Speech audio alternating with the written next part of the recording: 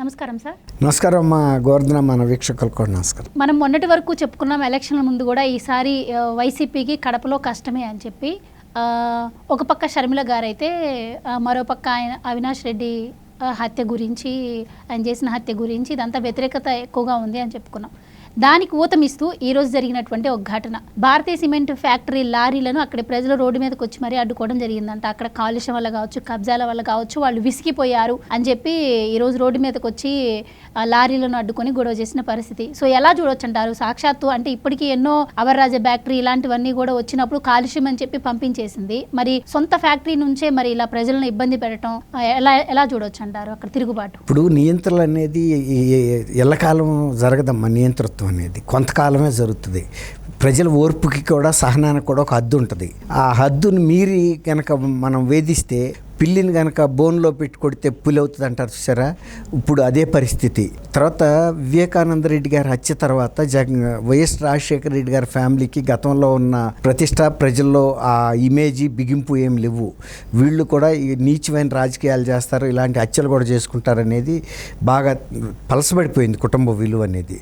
తర్వాత ఎవరికైనా సమన్యాయం ఉండాలి కదా. పరిశ్రమలు అన్న తర్వాత ఎంతో కొంత కాలుష్యం లేకుండా ఉండదు.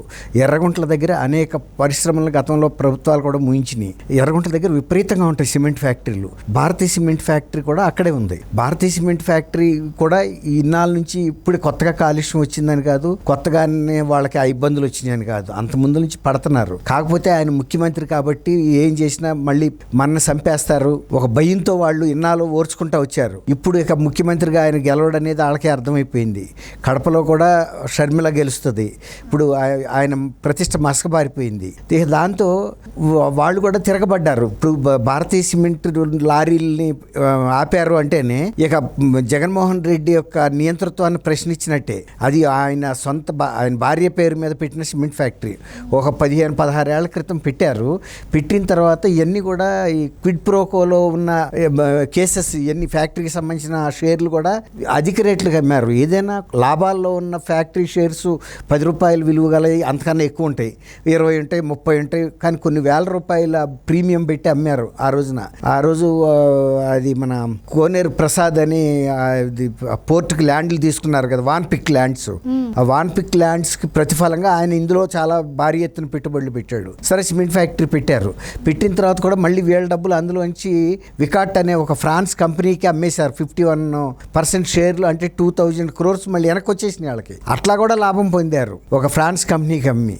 అయినా కూడా ఈ నిర్వహణ అంతా వీళ్ళే చేస్తున్నారు. ఆ వికాట్ కంపెనీ ప్రతినిధులు కానీ వాళ్ళు ఇక్కడ ఎవరు లేరు. యాజ్ ఇఫ్ వీళ్ళకి 49% ఉందో 47% ఉందో, బట్ వీళ్ళే యాజమాన్యం చేస్తున్నారు, నిర్వహిస్తున్నారు. అంతా వీళ్ళే ప్రతినిధులే, అన్నిటికీ కర్త కర్మ క్రియ. కాబట్టి అక్కడ అన్ని సిమెంట్ ఫ్యాక్టరీలతో పాటు ఇది కూడా ఉంది. వీళ్ళు కాలుష్యం నివారణకు సంబంధించి ఏం చర్యలు తీసుకోలేదు. ప్రజలు అనేక సార్లు వినతి పత్రాలు ఇచ్చారు, కోరారు. మాకు ఊళ్ళల్లో మీ లారీలు తిరగటం వలన ఇట్లా ఇబ్బందులు వస్తున్నాయి, రోడ్లు గుంటలు పడిపోతున్నాయి, చాలా హెవీ ట్రక్స్ వెళ్తాయి, దాదాపు 50 tons అంతకన్నా కూడా హెవీ వెళ్తాయి. అంత ట్రక్స్ వెళ్ళేటప్పుడు మరి ఆ ఊళ్ళల్లో ఉండే రోడ్లు దెబ్బతింటున్నాయి, కాలుష్యం వలన కొంత నష్టం జరుగుతుంది. అడ్డుకున్నారు లారీలని. గతం నుంచి కూడా కాలుష్య ప్రమాణాలు పాటించట్లేదని చాలా సార్లు ఆరోపణలు వచ్చాయి. అవును, కానీ అప్పుడేవో హామీలు ఇచ్చింది, కానీ ఆ హామీలు చేయలేదమ్మా, వాళ్ళు అమలు చేయలే. అదే వాళ్ళు ఎన్ని వినతి పత్రాలు ఇచ్చినా చేస్తాం అన్నారు, కానీ చేయకుండా నెట్టుకొచ్చారు. ఇన్నాళ్ళ నుంచి ఏంటంటే వీళ్ళకి పవర్ వీళ్ళు రాష్ట్రంలో ముఖ్యమంత్రిగా ఉన్నాడు కాబట్టి మన ఎవడేం ఆపుతాడు అనేది.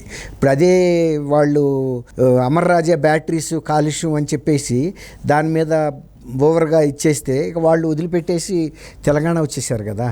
అట్లప్పుడు సమన్యాయం ఉండాలి. మనమైతే ఒకటి, అవతలాళ్ళు ఒకటి అని కాదు. మరి అట్లాంటప్పుడు వాళ్ళు కూడా ఫ్యాక్టరీ ముయ్యాలి కదా, భారతీయ సిమెంట్స్ని కూడా.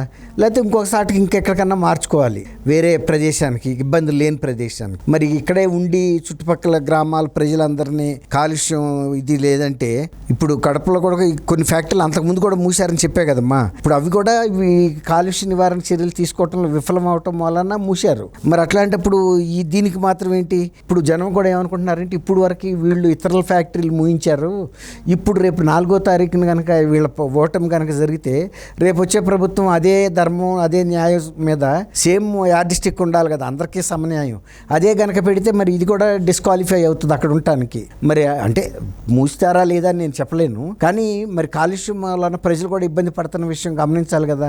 నేను ముఖ్యమంత్రిని కాబట్టి నా ఫ్యాక్టరీ ఎంత కాలుష్యం చేసినా, లేకపోతే ఎంత సున్నపురాళ్ళ గనులు ఆక్రమించినా, లేకపోతే వాళ్ళ కాని ప్రాంతాల్లో కూడా సున్నపురాళ్ళ తవ్వకాలు చేసినా మీరు మమ్మల్ని అడగటానికి లేదు, మా ఇష్టం అనే పరిస్థితి ఉండకూడదు కదా. ఇప్పుడు అది జరుగుతుంది. అదే వాళ్ళకి ఏంటంటే కడప జిల్లాలో మా ఇష్టం మా రాజ్యం అన్నట్టుంది. ఇప్పటికే పర్యావరణ ప్రమాణాలను తొంగలో దొక్కి ఇసుక అక్రమంగా దోవుతున్నారు, గంజాయి పండిస్తున్నారు, మైనింగు, చూస్తే డ్రగ్స్, మద్యం, ఇవన్నీ కూడా యథేచ్ఛగా చేస్తుంది. ఇప్పుడు చివరికి వచ్చి భారతీ సిమెంట్స్ దగ్గర ఆగింది. ఇప్పుడు ఎలక్షన్స్ అయిపోయాయి ఎలాగూ అని చెప్పి ఇంకా ప్రజలు కూడా ఒక్కసారి డేర్ చేసి బయటకు వచ్చిన పరిస్థితి.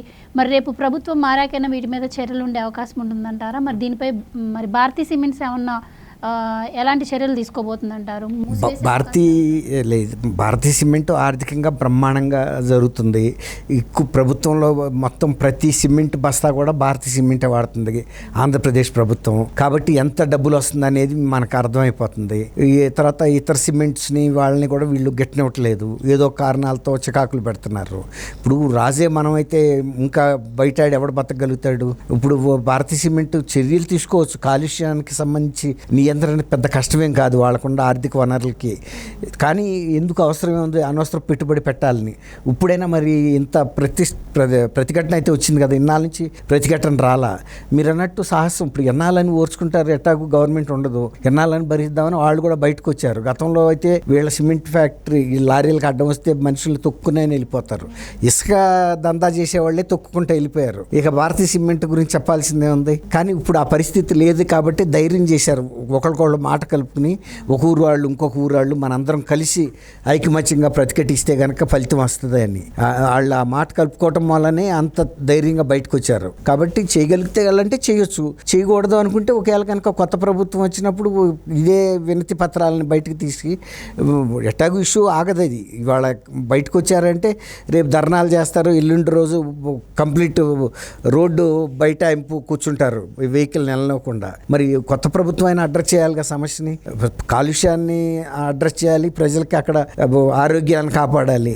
ముందు ఒక నోటీస్ అయితే ఇస్తారు భారతీ సిమెంట్కి, మీరు కాలుష్య నివారణ చర్యలు ఫలానా లోపల తీసుకోండి, లేకపోతే కనుక మీ మీద చట్టపరమైన చర్యలు తీసుకుంటామని. కాలుష్య నియంత్రణ మండలి రూల్స్ ప్రకారం వాళ్ళ ముందే కొలుస్తారు కాలుష్యం గ్రామాల్లో ఎక్కడెక్కడ ఎంత ఉందో. ఆ కాలుష్యం చూపించి ప్రతినిధులు కూడా పిలుస్తారు, వాళ్ళ ప్రతినిధులను కూడా ప్రజాప్రతినిధుల్ని పిలుస్తారు. కాబట్టి దాటి కనుకుంటే డెఫినెట్గా నోటీసులు ఇచ్చి మూసేయమంటారు.